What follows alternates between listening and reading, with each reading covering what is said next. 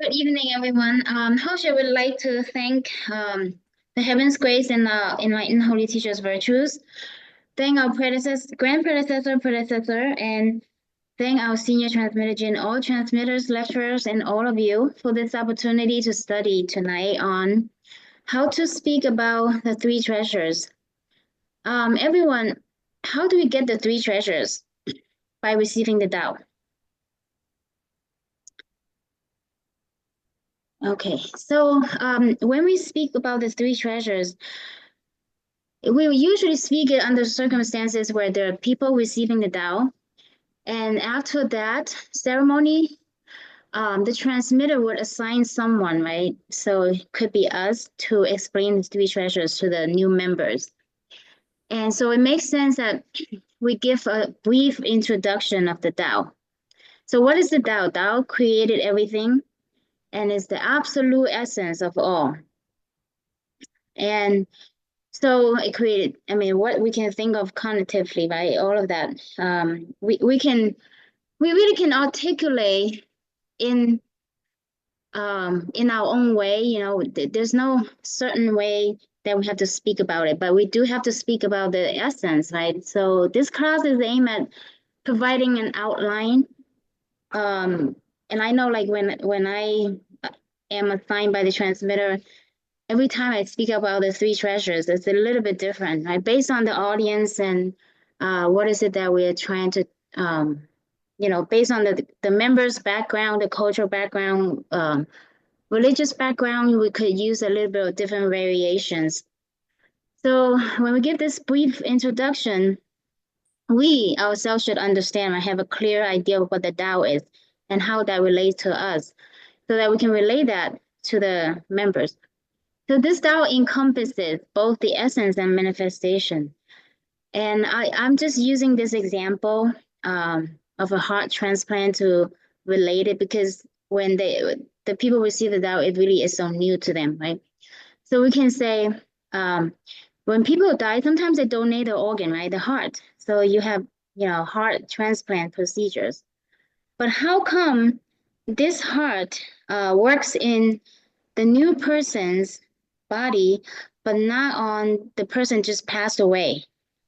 So it begs the question, what makes our heart beat, right? That's the essence, right? That we can't see. The Tao, the life within us, right? That force is what really runs all these organs, right, in our body and make them do wonderful things, right? That enlivens the physical body, that we're able to carry out all the, from the thoughts to speech to actions, all of those. So we can use something like that to help them, understand and relate to them. That is talking about themselves, ourselves, right? Not something external. So Tao is God. God is that spiritual energy of Tao. We have to give it a name, we can call it something else, but God is commonly known. And so therefore, we're talking about that force, right? So what is the Tao? Tao is our true self, right? That force. And some say it's the true nature, our true master, conscience, right? When we do something bad, we feel guilty. That awareness lets us know. Only we know, right? So that is within us. And then it's sometimes referred to as the Buddha nature, Holy Spirit. And this is interesting. Last week when people received the Tao, I asked them a question. Use one word to describe the Tao. And I said that the Tao is the dearest to us, more dear to us than our parents, our children, husband, and wife, right? And somebody said the breath. So that is very, very fitting, right? When we breathe, that breath is what sustains our life, right? So that is very relatable. So it is this life force. That's what a Tao is, right? So, but you can, take this idea, but digest it and use your own comprehension, right? And you can come up probably with something, maybe with something better, more articulate than this, but that's the idea. So the next thing is we must introduce this diagram. It's called the reincarnation diagram. I think we're very familiar with this. So this diagram helps the member understand right? Where did we come from? That formless force that we have within us, right? That powers the body and allows it to carry out, to manifest, right? The function, the effect of that force, that essence, the Tao. That comes from somewhere, right? That comes from absolute heaven. That's formless, right? So our life force comes from there, and we are here right now. So the life force combined with the physical body, we are a living person, right? So, but we have forgotten, right? This life force, right? There are wonderful attributes of this life force that we have strayed away from. And so we follow, right, for over 60,000 years, follow our sensations, our attachment to the physical forms. So we've not really followed this path, right? So we've created other paths of suffering. And so we created this underworld, right, this reality. Because that force has no beginning, no end, right? That's how we explain to them. When the physical body perished, right, that force travels on, right? It replaces, right, like a house. It replaces the form, right? The next life we come back as somebody different, or that we may not come back as a person. And then the celestial heaven is where it depends on how we lived our life, right? What if we lived according to more of the true principles and we create less karma, then we may end up here to enjoy the short-term blessing. And so we have been traveling between these three realities, right? These three realms for a long time.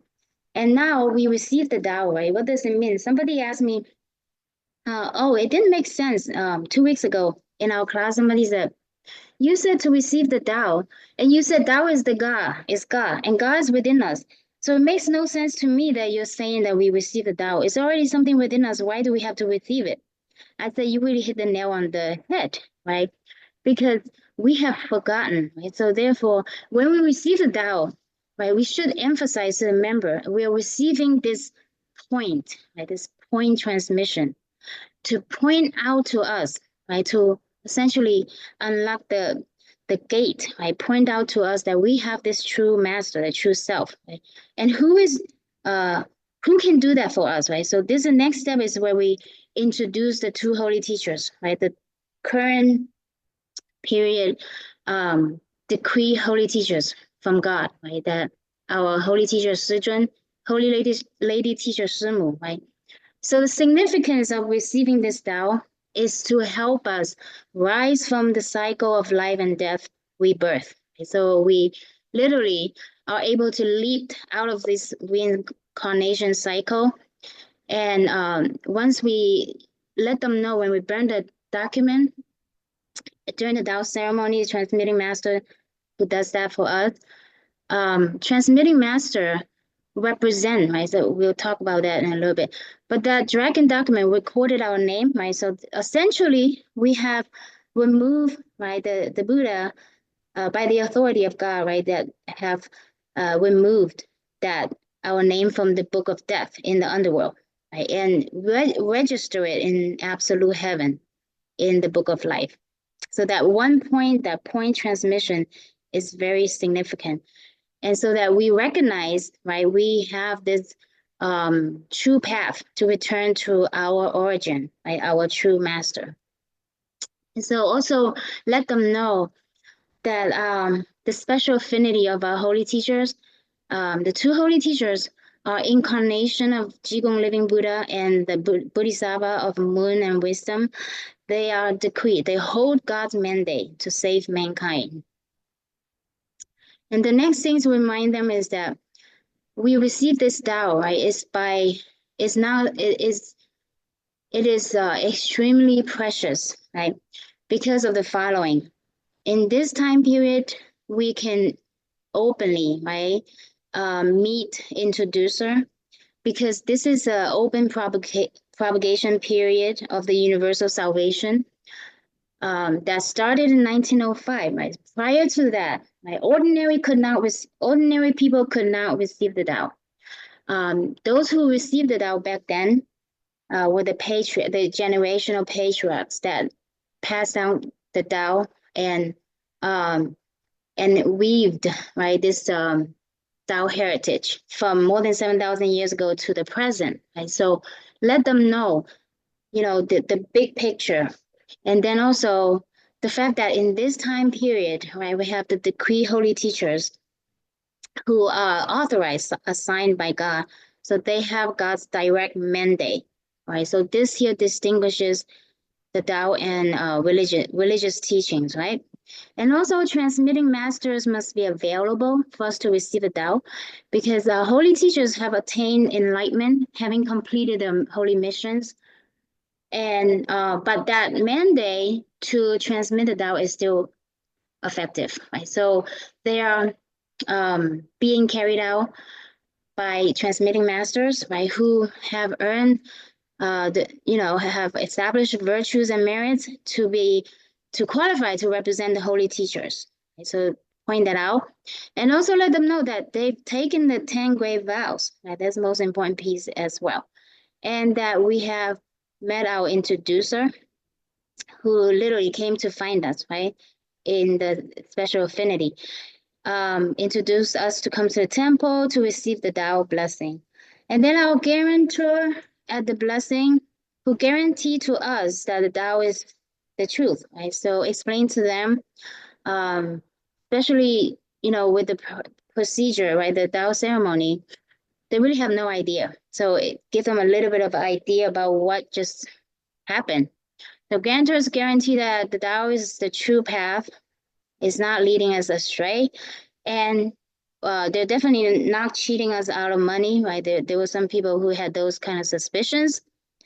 And then the merit fee that we were willing to donate to help essentially the Tao mission to save mankind, more people.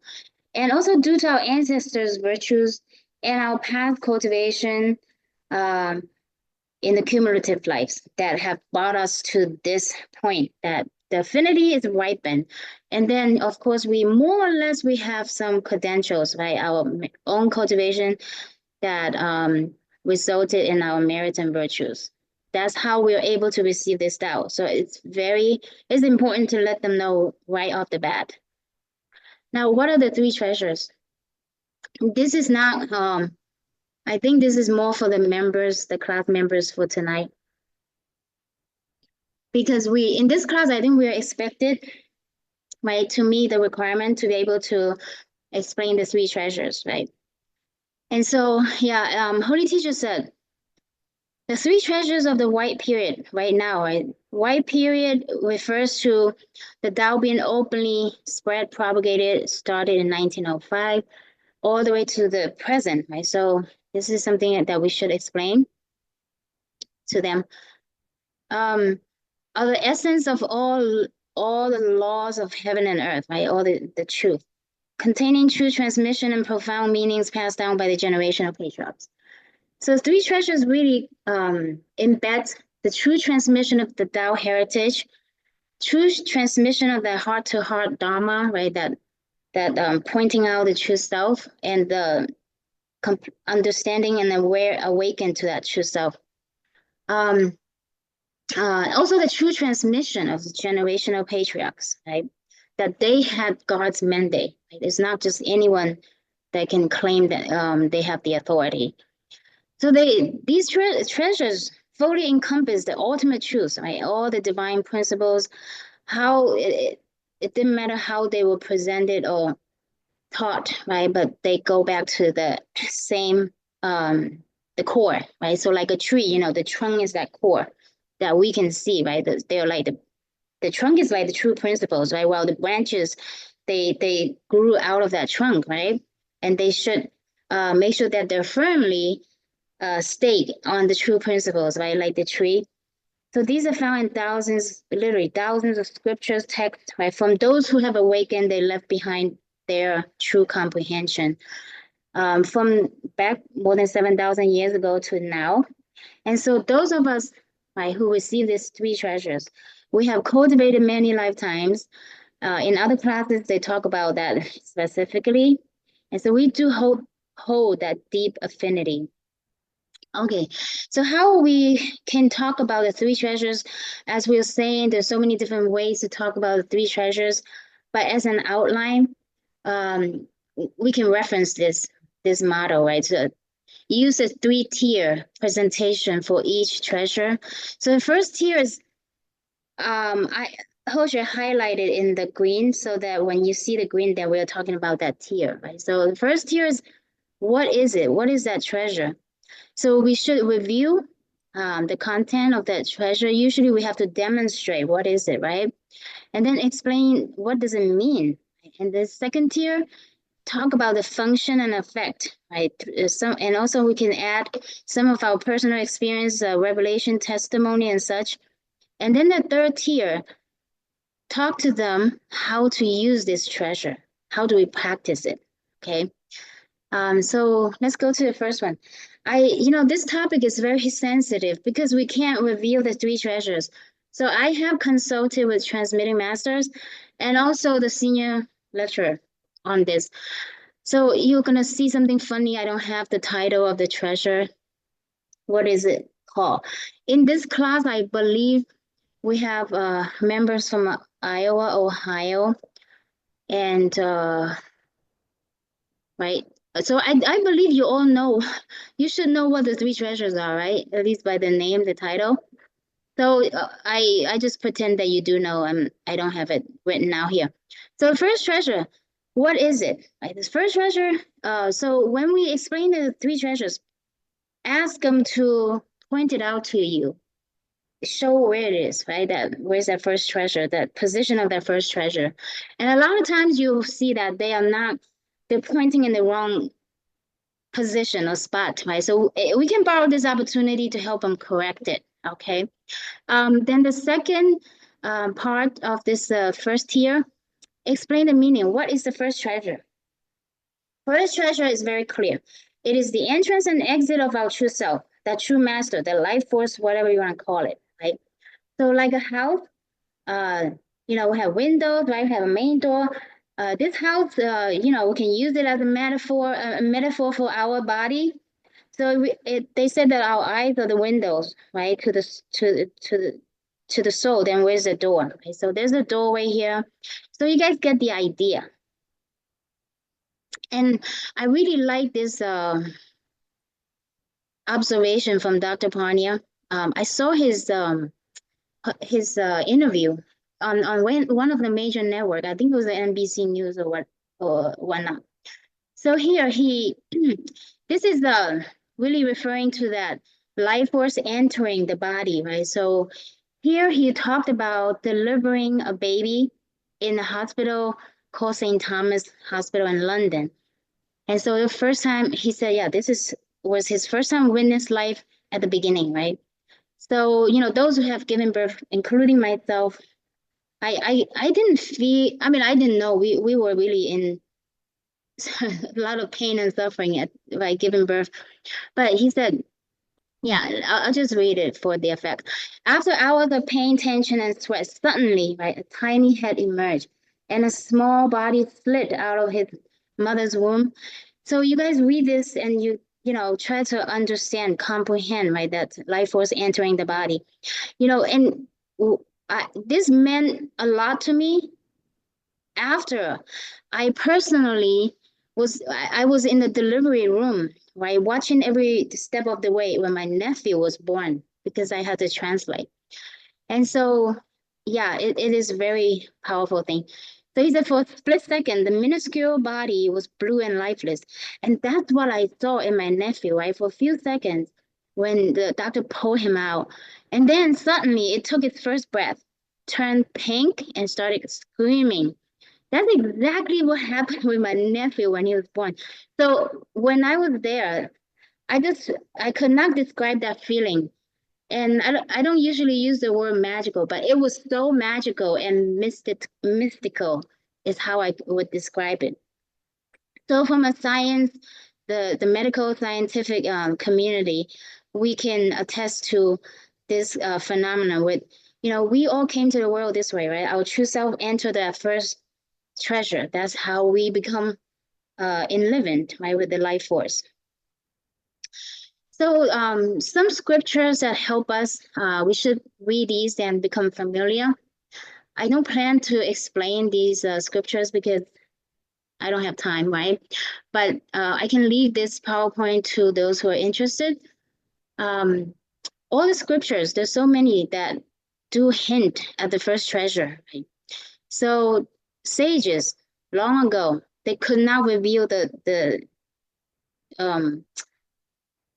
really couldn't reveal it because they didn't have the authority from God, right? They could only, they were assigned to be born in the world to teach, right?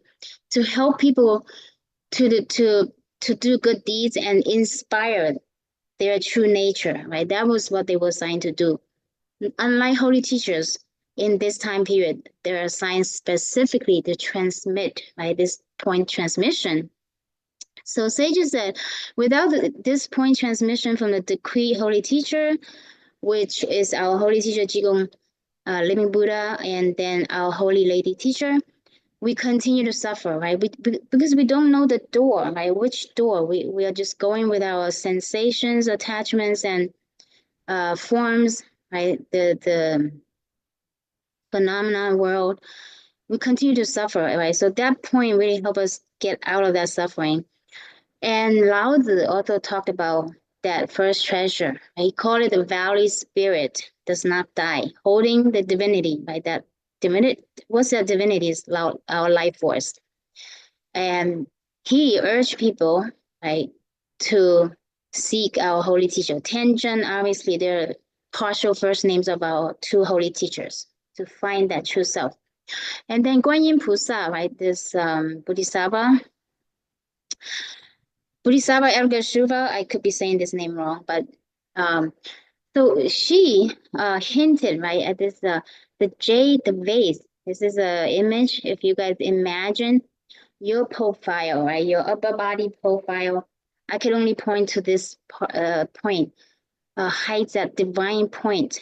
Look at this branch, that branch, right? So there's a point there. There's a divine point. That's referring to the first treasure. And that is where we can find, right? That's the starting point, the entrance that we need to start from to find that true person, our true Buddha nature. Also, Sakyamuni Buddha also hinted at that. Sakyamuni Buddha, he was transmitting the Tao, right, in that time and place, but of course he couldn't, like now, really tell us exactly what it is. It was a heart-to-heart transmission. So therefore he said, I possess the true Dharma in the eye. Right? The true Dharma. Dharma is a what? It's a path, right? The way. So if there's a path, we have to know how to enter that path, right? So this is talking about that first treasure as well. And also in the Holy Bible, also hinting at that first treasure, right? That's that place.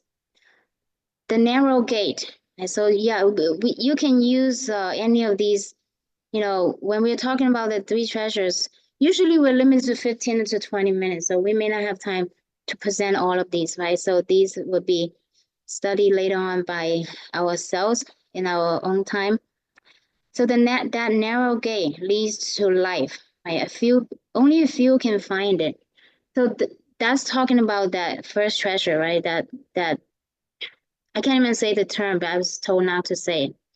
So, but right, that point, the transmitted master representing holy teacher pointing at us, right?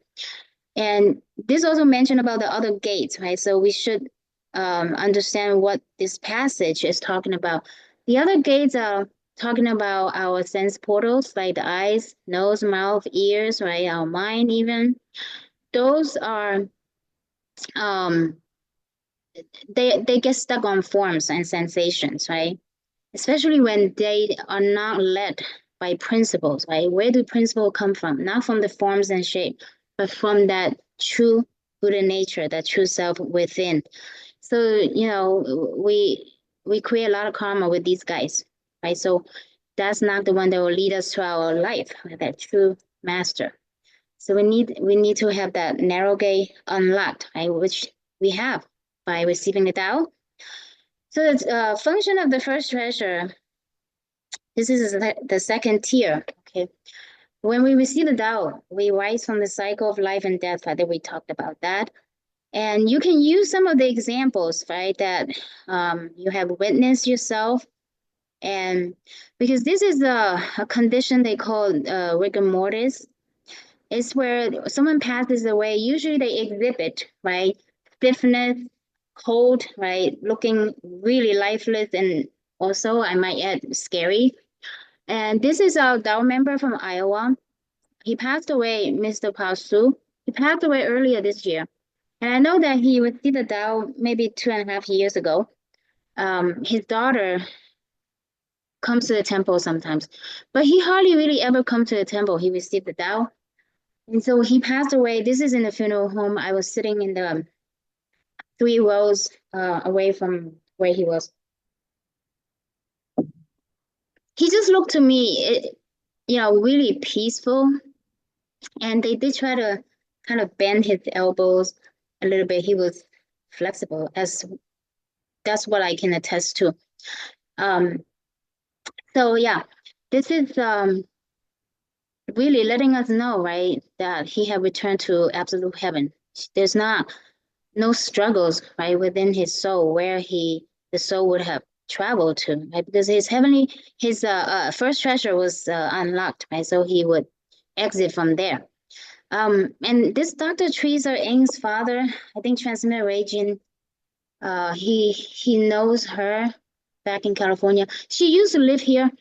She did send me a video that I witnessed, right? And she was really, like, she felt so happy. Her father really returned to absolute heaven. And then the video, I couldn't find it now, but I saw her in the video bending, like bending his elbows. The joints are flexible. She attested to that. That's her own father. And my own grandmother too. So there's so many revelations, right, that we can see, right, that medically is not very possible, but the Tao members do show that. So with this first treasure unlocked, right, it activated our life force, right, our true self, that we can start to inspire and cultivate it. So it's not confined to only the physical body, right? We can expand, because that force is also in the universe, in all things, right? All people, sentient beings, substance, all contain that, right? And so when we can really guide our mind to return, right, to this point, then think about it. We are charged. It's like we are charged with the same energy of the universe, saints and Buddhas. They have cultivated full merits and virtues, right? So we are daily kind of like blessing ourselves with that bright energy. And we can also avoid calamities, right? So this calamities, so how do we use it? So Jigong Buddha talk about this starting point. It really is not fixed on how we should apply the 3 treasures, right? But Holy Teacher gave us a guide. Close our eyes, 80%, keep 20% open, or we actually can close our eyes all the way, whatever works, right? Place the tongue on the roof of the mouth, bring that mind back. So mantras talk about, right, Tao cultivation, practicing the Tao, the true self, is none other than bringing that lost mind back, right? To bring that focus back to that first treasure.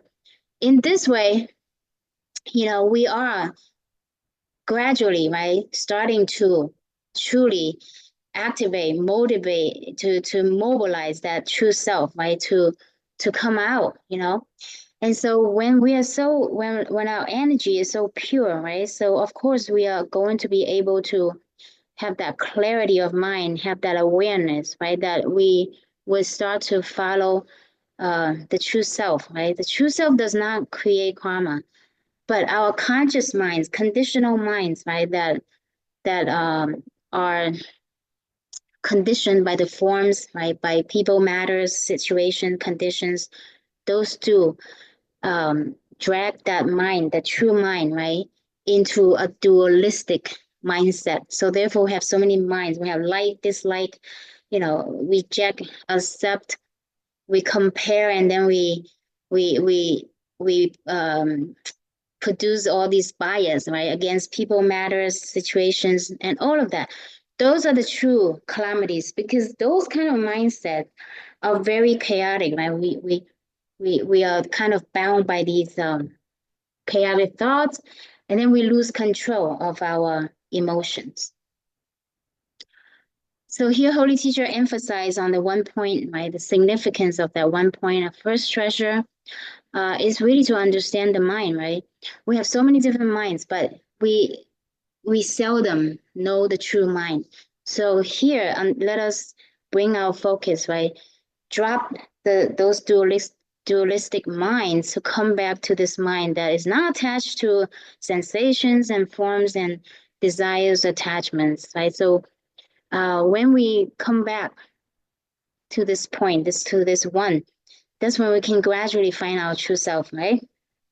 And this is a great affinity. Holy Teacher said when we use the first treasure, essentially we are collapsing, right? We're replacing all the 10,000 thoughts with one thought, right? Is to that focus on the heaven, the first treasure.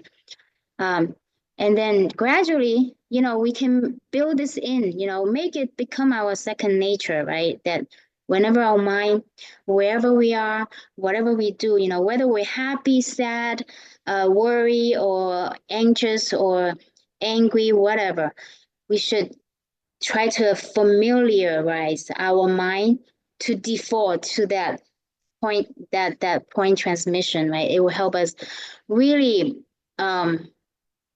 collapse those other thoughts that are really distraction, right? That like the clouds covering up the sun, covering up our true self.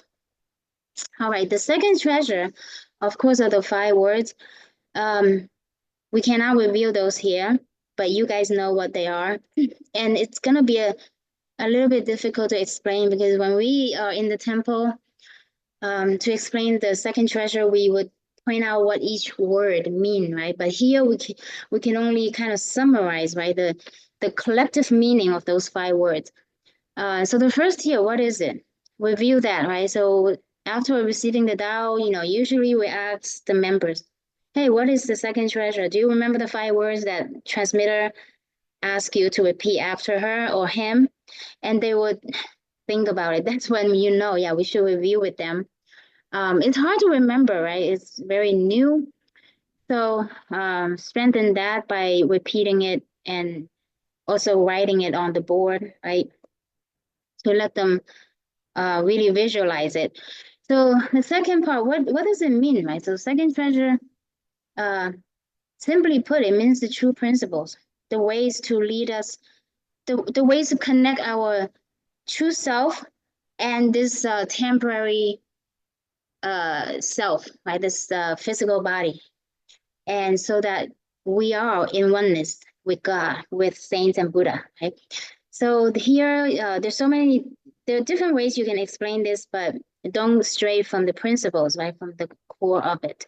Because essentially, these principles, right, that guide, that are really inspired from within the true self, and ultimately should guide our body and mind, are the condensed version of all the teachings, right? True teaching, wisdom, ultimate universal law that govern, nurture, and protect all of us. And I'll just use this here, these images, right? So Tao is God, is that represented by 0, this circle here.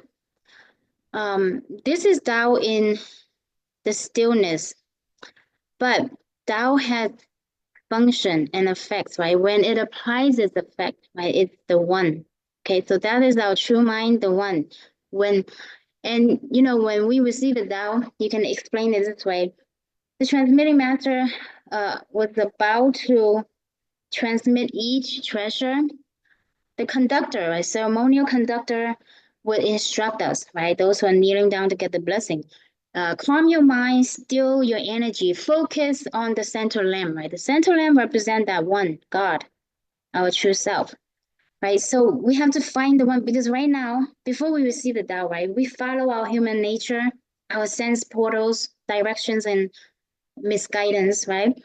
We are in number 3, very chaotic, right? Easy to lose our temper, and cannot and be helpless with our bad habits, right? This is our reality. So essentially, we have to drop number 2 and 3, right, in order to go back to the 1. But we're not able to, right? So the Holy Teacher point this out directly to us, right? And then we have to shorten those, collapse 3, 2, and return to 1 by cultivation, right? And by studying the true principles. So that's what this bottom is, right? So 2, when we cannot hold to the true mind, then we're going to have the dualistic mind, right? Dualistic mind is this here, the yin and yang, right? But even when, then that's when we have produced 84,000 minds, as Buddha talked about, right? And so that's the root of reincarnation. And so the 2 signify time and space. These 2 add up together is the world that we know, right? That we're so familiar with. The world, the physical world, phenomena, and we've forgotten the truth, right? The essence, the one. So we have to borrow this 1 point again, right? To return to our original true self, which is here, right? And this also, I like this picture. So imagine you don't see the blue and the green, only the gray circle. I will use it just to get the concept. This gray circle is the nothingness, it's 0. We use 0 to represent it. That's the essence, right? We talk about, remember that body? The person donated the heart, right? They write a will and say, okay, after I die, I want to donate a heart. So that heart didn't work on that body, but worked on that new body, that somebody who was waiting for transplant, worked in that person's body. Why? There's a force that allows that heart to beat, right? So we say when the heart doesn't beat, we're dead, right?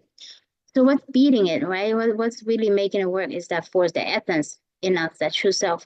So true self is formless, but we really have wronged our true self, and we abuse it through the 6 sense portals, right? Originally, the true self, that essence, is supposed to be the director of all those sense portals, right? To carry out our true mission in life, right? To, like, I was listening to Lecture Ty's class earlier, to fulfill the Tao of humanity, right? To perfect the interpersonal relationships, right? But we have taken that true essence to do so many other things that got us stuck, right? That we forgot the true principles. So we need to borrow this 1 point, right? When we receive the Tao, that the first treasure, to really help us let go of 2 and 3, right? Come back to this 1, and then turn around and use this 1, the true mind, to regulate the yin and yang, the qi, right? And then also 3, those forms. Then it will be the ideal. It will be truly what we've come here to do, right? Carry out our missions in life. So this is a kind of a little bit profound, but I think, if we understand it, we can really digest it, comprehend it, and use our own understanding to articulate what the second treasure means, okay? The all true principles. Because really, the form world, right, the qi, the yin and yang, duality, right, the universal law of cause and effect, for example, those are all within this greater circle, within the Tao, right? So Tao created everything, right? And its great functions and effect allow, right, these forms and shapes and all of those physical phenomena to manifest, right? But behind all of those, the true support is the essence, the Tao, right? So these 2 circles are not separate. They're not 2 separate circles, okay? It's the functionality, right? The effect of this formless essence. All right, the function and effect of the second treasure, yeah, like when we use it, right, on a very shallow basis, as starters, right, we're not to that level that I just explained, but it's like sending a SOS to the saints and Buddha, to heaven and earth, right, to come and rescue us, right, we need help. So collapsing all the thoughts back to one when we recite this second treasure, yeah, we need to distract, right, the number 2 and 3, one thought to bring the 10,000 thoughts back, right, to this one single focus. And when we practice this more and more, we can inspire the expression of our true self, right? Because our mind is not dissected like a pizza, you know, it's being divided into slices and stuck on the forms, sensation, people, matter, circumstances, suffering, pain, whatever. It's not whole. So when we bring all those back, the thoughts back, we are whole again, right? That focus. So we can inspire this expression of the true self. What are they? They are those 5 constant virtues, right? So these are principles. We call these as true principles.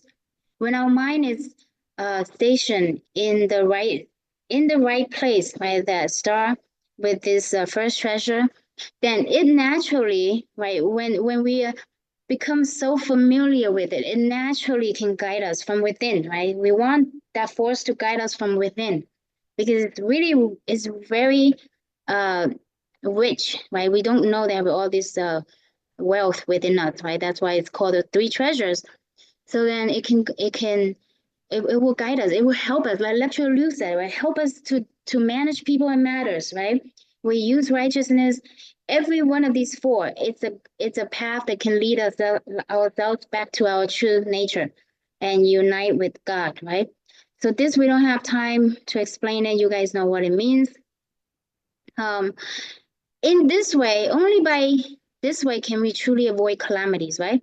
Because our mind is bright, right? We will bless ourselves to begin with, right? And also constantly replenish our true bright nature with that same essence, right? In the universe, right? From saints and Buddhas.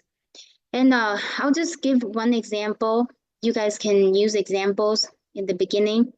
A few days ago, I was driving to the temple after work, right? Because it's my turn to do ZhiShan evening incense offering. And I stopped at a 3-way intersection, turning on the same road of the temple. There was a pickup truck in front of me. At that time, literally, I was chanting the second treasure, the 5 words. And then the light turned green, so I turned, right? And then all of a sudden, I saw another car on the opposite direction turning so quickly right into the same lane. So he collided with the truck in front of me, and there was a big impact, right? This collision. And I was literally less than 50 feet from the truck. My heart almost jumped out, but at that time I was using the 3 treasures. So when we use the 3 treasures, especially the mantra, really it helps us, collapse all those distractions, the thoughts, right? That we're more aware of our surroundings. So in that way too, yeah, by a very shallow way, but still that is powerful. That you can say that we live in the very present moment, right? We're not absent-minded. That that's what happened a lot of times with the accidents, is people were not paying attention, right? So constantly use the 3 treasures, especially holy mantra too. Don't wait till accident happens to use it. So holy teacher teaches one way. For starters, right? We have to start somewhere. So might follow holy teacher's advice. Silently recite the first word, right? When we inhale, right? So this is the reverse inhaling, and then silently exhale, reciting the last 4 words, right? So imagine the inhaling and exhaling, entering and exiting from that first treasure. So we can combine the treasure, the treasures to do it. Now the third treasure, this also, I blanked it out, but you know what it is. So what is it? Review and show it to them, right? How do they hold that? And the third treasure, what it means is our pure and simple nature, like a child, right? So to return to be like that, And then we can activate this true self. The function and effect. Yeah, when we can, the third treasure is really, it really is to ask us to, we have learned, right? We have a true self and that starting point where we can practice, right? And then also the second treasure tells us, right? Within this true self, there's true principles already equipped. We can apply those too, right? Because we know it and we don't use it, then we can't reap any benefits, right? So therefore, use this body, propel this body and mind to start practicing the first and second treasure. And only by doing that, right? Because now true self is in charge, right? For example, the other day, I was working with my coworker, right? And we worked together pretty well, but we got this difficult project. And then, she came up with something, another version of how she think we should solve it. And then I said, oh, this is creating a lot of work. I just made that comment. And she right away jumped. She said, well, it's not my fault, right? So right away, my mind think, okay, I recite the second treasure, right? You'd be surprised how people, how quick, how they're very reactionary, right? And it happens to the best of us. So I just said, oh, I used the second treasure. I said, no. I said, yeah, that's not what I meant. I said, no, absolutely, it's not your fault. I said, actually, it is my fault. I'm sorry, right? So in this way, we got rid of the two and the three, right? The two is, if I react to what she said and I get offended, I would say, she's wrong, I'm right, right? That's two. But I can't do that. I have to return to the one, right? So this is when all these the treasures are they're very handy, okay, let's just say. And after that, she apologized and she said, I'm sorry, I didn't mean to jump. And I like working with you, we're a good team. So it solves the problem, right? So therefore, user treasures in daily lives, okay, it's very dear to us. These treasures are not given us to keep, in the pocket or forget about it, right? So we can use the three treasures to overcome our bad temper and bad habits. Then when we return to that center, right, that 5 constant virtues, we're ready, right? We're prepared. Then we can propel body and mind to develop that full potential, right? Those sincerity, humanity, righteousness, propriety, and wisdom. And those are the only principles that we can use to repair interpersonal relationships, right? Everyone has to perfect this area. That's why Buddha said, to cultivate the Tao, we must start with the Tao of humanity, right? We have to repair these relationships to nurture peace, harmony, and that's everyone's responsibility, right? When everyone can do that, then the world's problems will take care of itself, right? And so it resolves our karma, change our destiny from being confused, from having chaotic thoughts, from losing control of our mood, our emotions, to taking the driver's seat for our destiny, right? For ourselves. And then from there, we can help our families, right? Those around us to really help them do the same, right? Let them learn this Tao. So we could, the third treasure, how do we use it? We can practice the bowing when we come to the temple, right? But this is a repentance prayer. I think most of you know this. Even we're not in the temple, we're not even near the temple, or we don't have a temple in the place that we live, we can recite the daily repentance. This is very important. Do it daily. And that's a way of practice as well. This will leave to you guys. And how do we use it, right? So after we receive the Tao, right, what's the next step? We have kind of a blueprint, right, from heaven. on how we can really fully utilize, right, the three treasures and cultivate truly to rise above, right, that cycle of life and death, right? So when we say get the point transmission and you rise from the cycle of life and death rebirth, right? You no longer are bound or confined by the reincarnation cycle. How do we do that? By practice, right? The work is here. The work truly follows. So the next step is to invite the members, right? Make sure we mention to them, attend a 2-day Dharma class, right? A lot of people attend the Dharma class. After that, they become so inspired.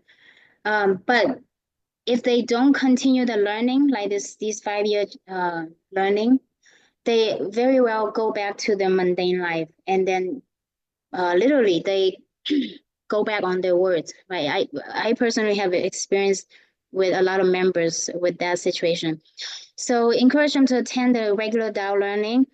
Stay with the 3 vehicles, right? You stay with the temple, the transmitters, seniors, and the holy teachings, right? Read a little bit scripture daily, and then establish internal virtues and perform external merits, right? Simultaneously.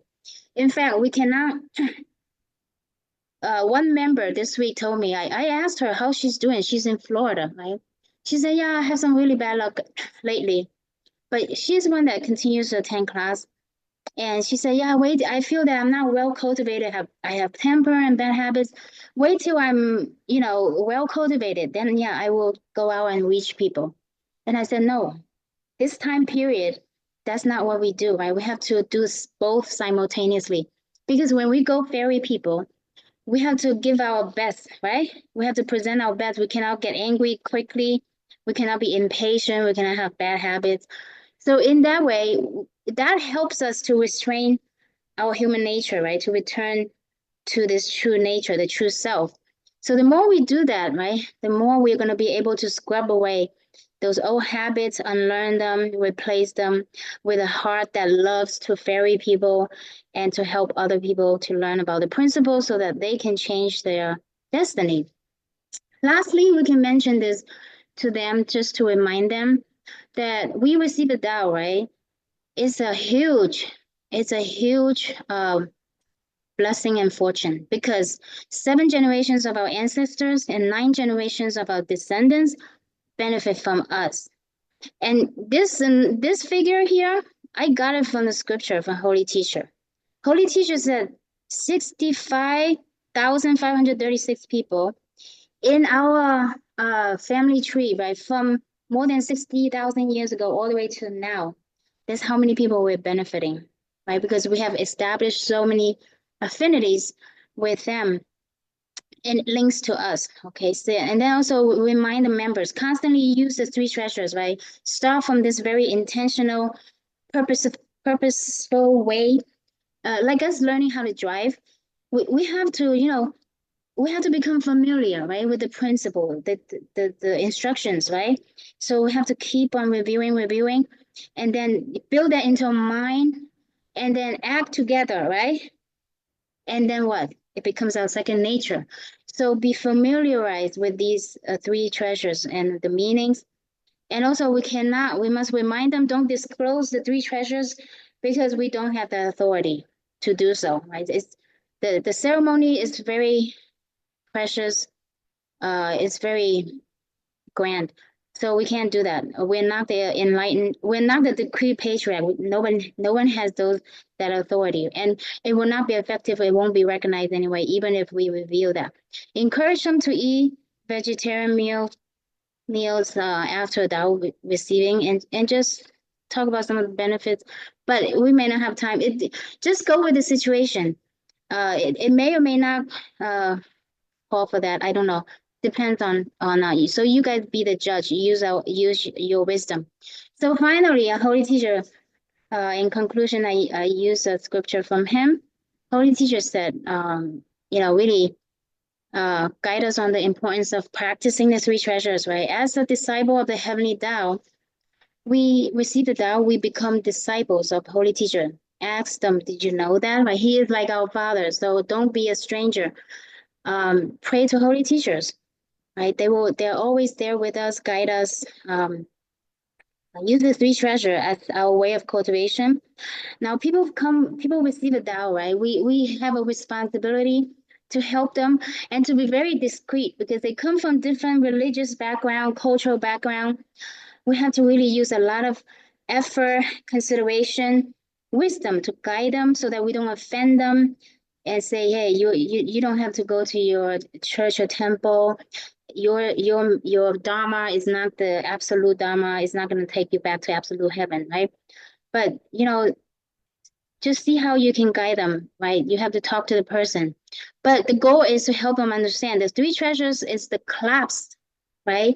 Essence of all the teachings that came from all sages that were decreed by God to be born in different regions of the world to teach people based on their circumstances, traditions, whatever, but the essence is the same. It's that trunk of the tree, the true principles, right? Guide them slowly, be kind, be gentle, be patient. So Holy Teacher said the three treasures are the most basic, direct, and simple method, right? So the truth is never complex, right? The question is, do we want to follow it, right? So yeah, constantly reinforce the principles because the three treasures truly carry divine applications and benefits for ourselves, families, and people, right? And the world. We can turn the tide on the world's suffering and calamities by helping people to receive the Tao and truly focus on cultivation based on the three treasures. Because the three treasures, in short, is the essence of our true self, right? So we're not really cultivating anything external or, gaining anything. It's within ourselves. So I hope that this gives an overview of how to present that. You don't have to, for the test, I guess you don't have to say everything that we have just went over, but use it as a guideline. So if I have misspoken, I ask for saints and Buddhas for forgiveness and transmitter for correction, lecturers to correct me. Coach, I would like to 感谢天师德，感谢老前言前言大德. Thank senior transmitter Jin, all transmitter lecturers. Thank you.